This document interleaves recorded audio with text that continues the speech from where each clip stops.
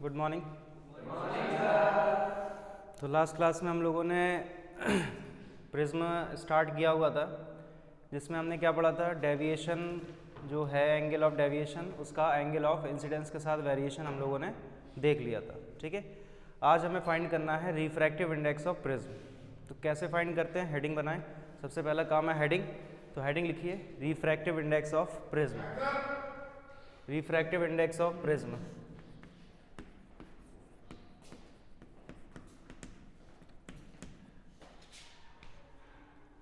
Refractive index of prism.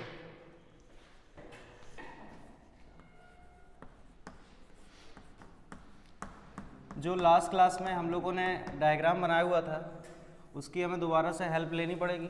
ठीक है, तो उसको एक बार फिर से बनाते हैं और समझ में भी आ जाएगा दोबारा से। तो समझ लो, ये क्या है, बोलते जाओ जल्दी। ये क्या है, प्रिज्म है। ये ए बी सी, इसमें ए क्या होता है, ए क्या होता है, एंगल ऑफ प्रिज्म। इस पर एक लाइट रे इंसिडेंट हुई, इसको हम क्या बोलेंगे, इसको हम बोलेंगे इंसिडेंट रे। इंसिडेंट रे, इसको बोलेंगे इंसिडेंट रे। कैप्चर हो रहा? इस पॉइंट पे हमें एक नॉर्मल ड्रॉ करना पड़ेगा। तो ये एक नॉर्मल हो गया, ये लाइट रे इस तरह से जाएगी बेंड होके, यहाँ पे भी अब हमें एक नॉर्मल चाहिए। फिर ये लाइट रे बाहर जाएगी, जिसको हम क्या बोलेंगे, इमरजेंट रे। क्या बोलेंगे इसको, इमरजेंट रे। ठीक है, अब इसके बाद इंसिडेंट रे को आगे बढ़ाएंगे और इमरजेंट रे को पीछे बढ़ाएंगे। तो यहाँ पे जो एंगल बनेगा, इस एंगल को हम क्या बोलेंगे, डेल्टा। क्या बोलेंगे, डेल्टा। तो डेल्टा का मतलब क्या हो जाएगा, ये सब बता चुके हैं लास्ट क्लास में। एंगल ऑफ डेविएशन, इसको बोलते हैं एंगल ऑफ डेविएशन। ठीक है, ओके। अब ये वाला जो एंगल है उसको हम क्या बोलेंगे, आई। ये वाला जो एंगल है इसको हम क्या बोलेंगे, ई। ये वाले एंगल को हम क्या बोलेंगे, आर बोलते हैं ना। इस वाले एंगल को हम क्या बोलते हैं, आर डैश। होता है ऐसा? ये वाला एंगल कितना होता है, आई माइनस आर। ठीक है, तो इस एंगल, यार वही है दिक्कत, छोटा डायग्राम बन जाता है, बनता नहीं है, फिर बड़ा बना रहे हैं इसको, स्पेस है नहीं ना उसमें उतना। समझ में तो आ जाएगा ना, बना हुआ है ही सबके पास। तो ये वाला जो एंगल है उसको यहाँ लिख दे रहे, आई माइनस आर। ठीक है, ठीक है। और ये वाला, अच्छा इसको हम 1 लिख दे रहे, 1 यहाँ लिख देंगे अलग से, 1 क्या है। ठीक है, और ये वाला एंगल जो है उसको 2 लिख दे रहे। ठीक है, तो यहाँ पे जो 1 है वो क्या है, आई माइनस आर, और जो 2 है वो क्या है, ई माइनस आर डैश। अब ठीक है, ठीक है, अब सही है, कोई दिक्कत नहीं। ये 2 है, जेड नहीं है, 2। ठीक है, अब इनकी नेमिंग करते हैं। चलो, इस पॉइंट को कुछ मान लो P, इस पॉइंट को Q, इस पॉइंट को R और इस पॉइंट को S। ठीक, ट्राइंगल देखेंगे S P R। कोई राइट एंगल ट्राइंगल तो है नहीं है, राइट एंगल ट्राइंगल है क्या, नहीं है। तो ट्राइंगल हमारा कौन सा हुआ, ट्राइंगल कौन सा हुआ, S P R। तो इस ट्राइंगल में कौन सी थ्योरम अप्लाई होगी, exterior angle is equal to the sum of 2 interior angle. Exterior angle कौन सा है यहाँ, डेल्टा। एस तो ये पॉइंट है, एंगल कौन सा है यहाँ, डेल्टा। और इंटीरियर एंगल 1 और 2 है। 1 और 2 मतलब ये दोनों, 1 और 2 मतलब ये दोनों। तो डेल्टा इज इक्वल टू 1 + 2। अरे 1 + 2 समझ रहे हो ना। और 1 क्या है, I minus R plus E minus R dash. हाँ या ना, ठीक है। अब ये आर और आर डैश को साथ में कर लो, दोनों माइनस के हैं। तो डेल्टा इज इक्वल टू हो जाएगा आई प्लस ई और minus R plus R dash. Minus common कर दिया दोनों से, तो आर प्लस आर डैश हो गया। इसको मान लेते हैं फर्स्ट इक्वेशन, हो गई एक इक्वेशन। अब दूसरा ट्राइंगल जो आएगा वो कौन सा आएगा, P Q R. Triangle P Q R, तो ये ट्राइंगल हो जाएगा हमारा पी क्यू आर। इस ट्राइंगल में हम लगाएंगे तीनों एंगल का एडिशन 180 होता है। तो ये एंगल कितना है, प्लस। ये एंगल कितना है, प्लस। ये एंगल कितना है, angle Q is equal to 180 degree. होता है ना ऐसा। तो क्या हो जाएगा यहाँ से, delta Q is equal to 180 minus R plus R dash, इसको हम मान लेते हैं सेकेंड इक्वेशन। अब नेक्स्ट इक्वेशन कहाँ से आएगी, देखो ए पी क्यू आर, क्या है ये, चार साइड है, ए पी क्यू आर चार साइड है, तो क्या हो जाएगा ए पी क्यू आर, इसमें हम लगाएंगे चारों एंगल का एडिशन 360 होता है ना, तो ये एंगल क्या है ए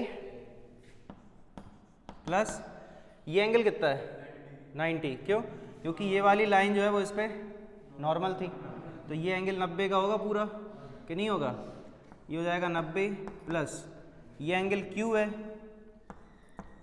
और प्लस ये एंगल भी 90 का है, अरे नॉर्मल ही था, ये भी 90 का एंगल है, इज इक्वल टू 360। अब ये जो Q है ना उसको यहाँ रखेंगे, इस Q की वैल्यू को यहाँ रखेंगे, तो मिलेगा हमें A प्लस ये 90 और 90 180 प्लस Q की value 180 minus R plus R dash is equal to 360। अब देखो ये 180 180 360 इससे कैंसिल हो गए, ठीक है, so angle A is equal to कितना आ जाएगा, इस पूरे को उधर ले जाएंगे, so R plus R dash हो जाएगा, इसको हम लोग ले लेते हैं थर्ड इक्वेशन, हो रहा ना उसमें, ये आ रहा है, ठीक, इतना क्लियर हो गया। अब लास्ट क्लास में आप लोगों को बताया गया था condition for minimum deviation, minimum deviation की क्या क्या कंडीशन थी वो बताई गई थी, किसी को याद है, कंडीशन फॉर मिनिमम डेविएशन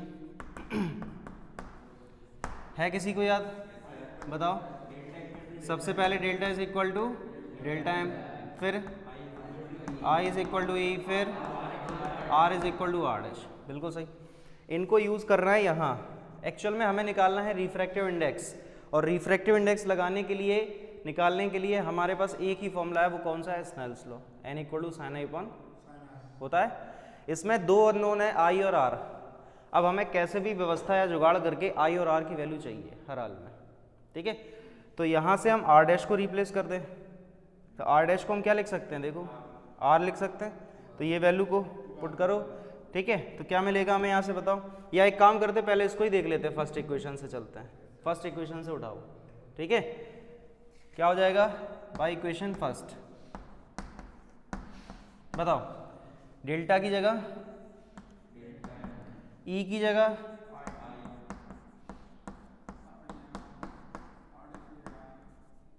और यहाँ आर डैश की जगह, तो ये क्या हो गया, ये क्या हो गया, तो delta M is equal to 2i minus 2r, ये 2r इधर आएगा, सो क्या हो जाएगा delta M plus 2r is equal to 2i, तो i is equal to delta M plus 2r upon 2 आ जाएगा कि नहीं।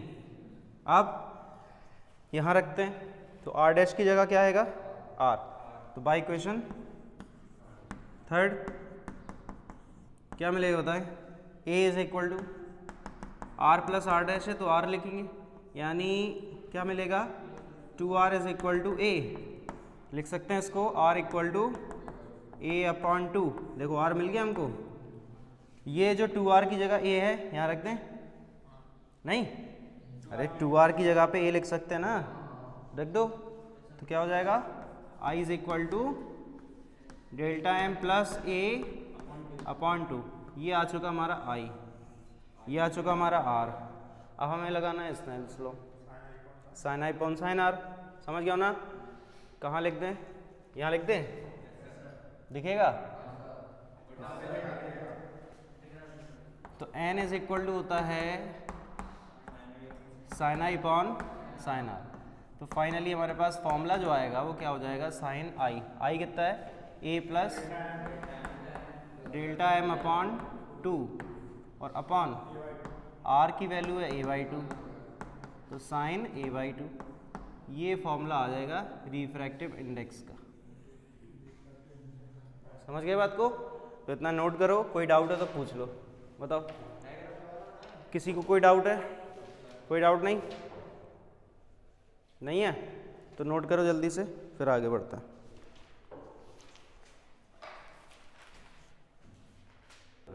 चलो हो गया नोट, इसको हटाते हैं अब, ठीक है, हटा रहा है इसको। ओके, अब देखो ये तो हो गई एक नॉर्मल प्रिज्म की बात, ठीक है, जिसके लिए रिफ्रैक्टिव इंडेक्स का हम ये फॉर्मूला अप्लाई कर सकते हैं, जो कि अभी हम लोगों ने फाइंड किया है। अब इसके बाद होता क्या है, जैसे अगर हम मान के चले कि हमारे पास मान लो थिन प्रिज्म होता, कैसा प्रिज्म होता, एक पतला प्रिज्म होता, ठीक है, तो क्या लिख सकते हैं, for thin prism, for thin prism.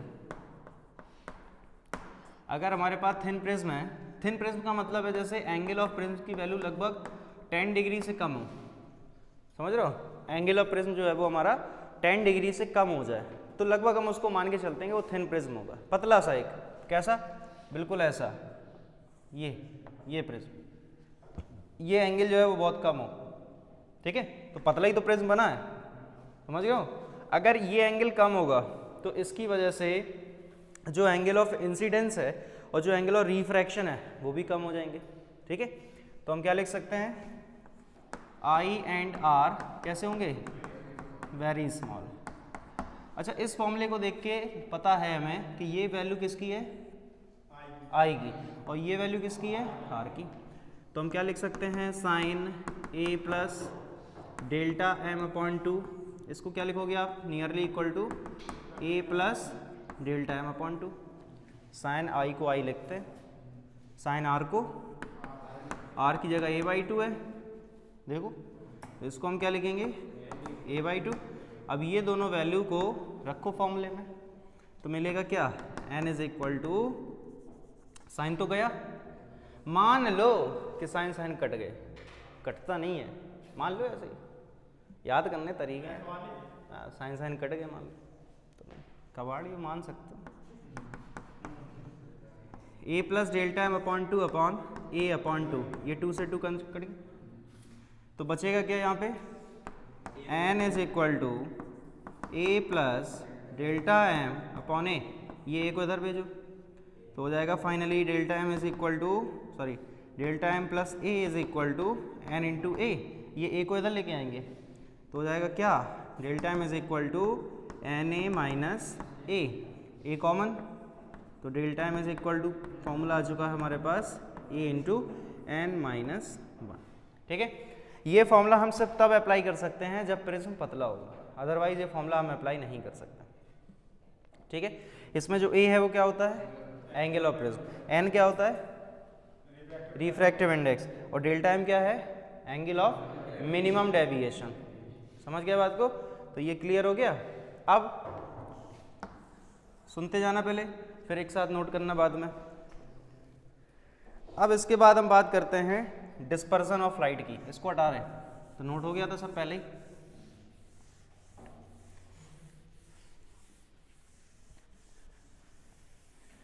तो डिस्पर्सन ऑफ लाइट का मतलब क्या होता है, देखो, dispersion of light, dispersion of light का मतलब है कि जैसे हमारे पास कोई, मान के चलो एक प्रिज्म है, ठीक है, एक कोई प्रिज्म है, नहीं दिक्कत नहीं है, इस पे कोई लाइट इंसिडेंट हुई, मान लो ये लाइट कौन सी है, वाइट लाइट, इस पे मान लिया है कि ये कोई एक लाइट इंसिडेंट हो रही है जिसको हमने बोला वाइट लाइट। जब ये प्रिज्म से टकराती है तो ये अपने कंपोनेंट कलर्स में स्प्लिट हो जाती है। कंपोनेंट कलर कौन कौन से होते हैं, विविध होते हैं, 7 कलर होते हैं, तो 7 में बढ़ जाएगी, 1 2 3 4 5 6 7 कलर बढ़ गई, ठीक है। अब ये 7 कलर बाहर निकलेंगे तो और ज़्यादा डेविएशन होगा। एक चीज़ को याद रखना कि लाइट रे जब भी कोई प्रिज्म पे गिरती है तो वो लाइट हमेशा प्रिज्म के बेस की तरफ बेंड होती है, बेस की तरफ, नीचे की तरफ, ठीक है। अगर प्रिज्म को उल्टा रख दें, उल्टा मतलब समझ रहे हो कैसा, ऐसा, तो बेस कहाँ है इसका, उसकी तरफ जाएगी, ऊपर की तरफ। लाइट इस पे कैसे भी आ रही हो, ऐसे आ रही हो, ऐसे जाएगी। अब ये लाइट कहाँ जाएगी, इधर या इधर, ये वाला सही है, ये गलत, कहीं से भी भेजो, लाइट रे हमेशा बेस की तरफ बेंड होगी प्रिज्म में, ठीक है, समझ गए बात को। तो अब ये लाइट और बेंड होगी अभी बाहर निकलने के बाद, तो अगर इसको सीधा तो बनाएंगे नहीं, बेंड करना पड़ेगा। ऐसे कर दें बेंड, बताओ, 1 2 3 4 5 6 और ये 7। बात समझ गए? कोई दिक्कत है? सातों कलर बन गए? हाँ या ना बोला करो। बन गए सातों कलर कि नहीं बन गए? अब इसमें बताओ ये कौन सा कलर होता है?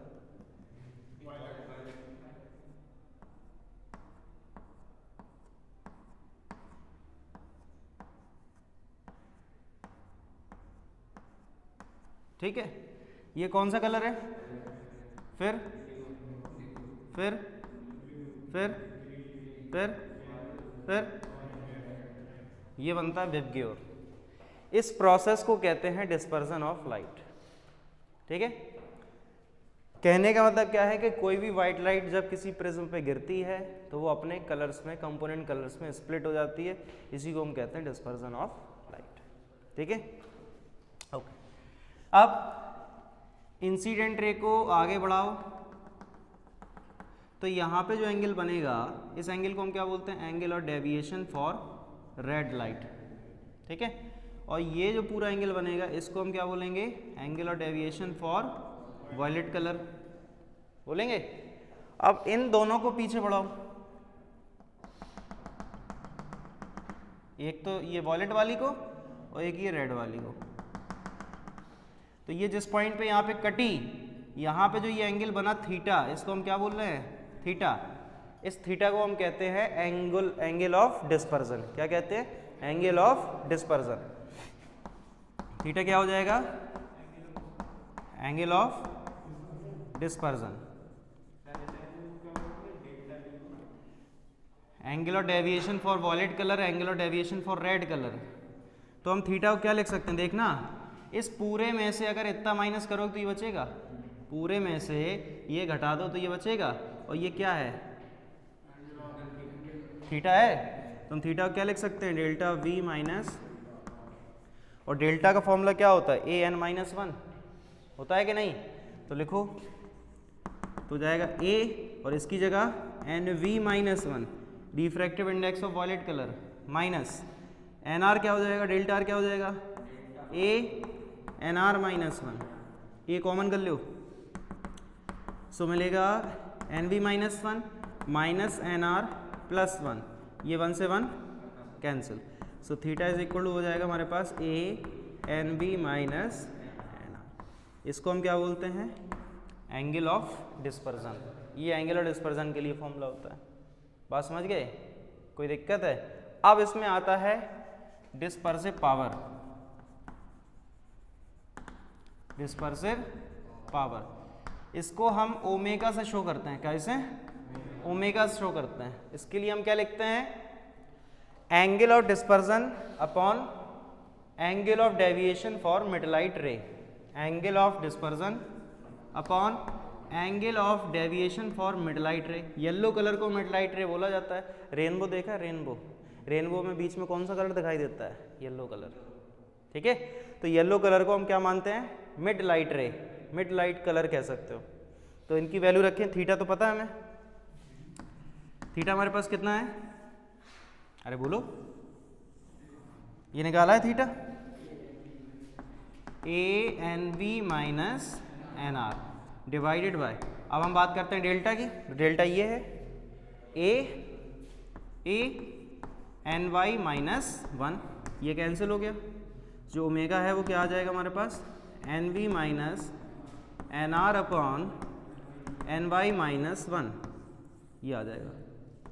बात समझ गए? इन केस अगर इसमें हमें एन वाई नहीं दिया हो, क्वेश्चन में कोई न्यूमेरिकल आया मान लो, उसमें हमें एन वाई नहीं गिवन है, तो हम एन वाई कैसे निकालेंगे? N Y is equal to N V plus N R upon 2। Mid light colour है तो एवरेज चलेगा। हमें वॉयलेट दिया होगा सबसे नीचे वाला, रेड दिया सबसे ऊपर, इनका एवरेज निकाल दो तो बीच का आ जाएगा उसका रिफ्रैक्टिव इंडेक्स। तो एन वाई यहाँ से कैलकुलेट करके यहाँ रखेंगे, ओमेगा मिल जाएगा। समझ गया बात को? तो ये आज के लेक्चर में हम लोगों ने कंप्लीट कर लिया है प्रिज्म। ठीक है, अब नेक्स्ट लेक्चर में हम लोग स्टार्ट करेंगे ऑप्टिकल इंस्ट्रूमेंट, जिसमें हमें पढ़ना है क्या? माइक्रोस्कोप और टेलीस्कोप। ठीक है। ठीक है, तो आज इतना ही रखेंगे, नेक्स्ट लेक्चर में देखेंगे आगे का टॉपिक। इतना आप लोग नोट करो। Thank you very much.